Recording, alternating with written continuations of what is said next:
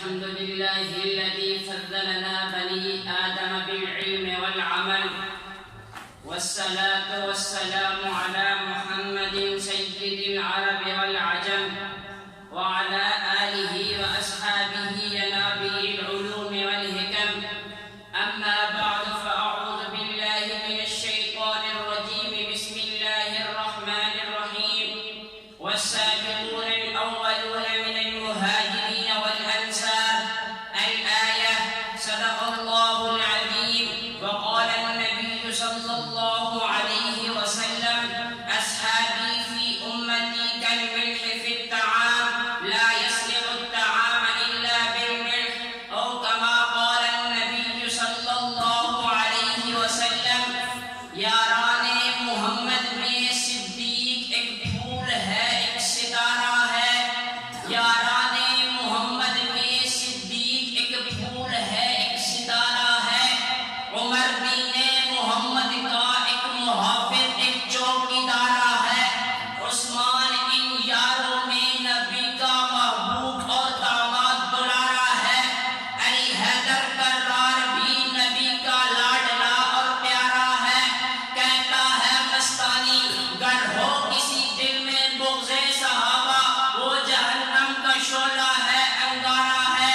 میرے لیے قابل عزت سٹیج پر تشریف فرما اساتذہ کرام اور مسئلے میں عدل و انصاف پر براجمان منصفین حضرات اور ارباب طلب، آج کا یہ پروقار تقریری مسابقہ اپنے دامن میں جس موضوع کو سمیٹے ہوئے ہے وہ ہے شان صحابہ قرآن مجید کی روشنی میں. سب سے پہلے دیکھتے ہیں صحابی کس کو کہتے ہیں. صحابی کا لغوی معنی ہے دوست، ساتھی، رفیق، ہمنشین. اور اصطلاح شریعت کے اندر صحابی کی تعریف ہے: هم الذین ادرکوا صحبت النبی صلی اللہ علیہ وسلم بالایمان والاسلام وماتوا علیہ.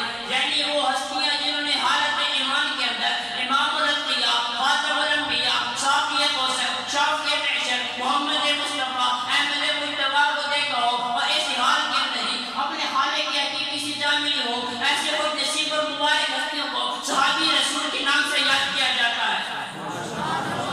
ارباب ارتقاء، جس طرح سورج آہستہ آہستہ بلند ہوتا روشن ہوتا چلا جاتا ہے، اس کی شعاعیں بندے زندگی کا پیغام لے کر دور و نزدیک کے تمام علاقوں میں پھیل جاتی ہیں.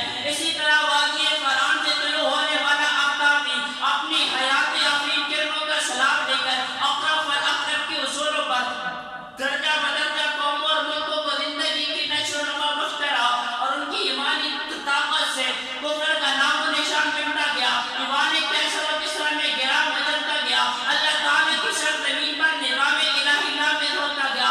انہی کرنوں کی بدولت اطراف عالم میں نور ایمان کی زرباشی ہوتی ہے.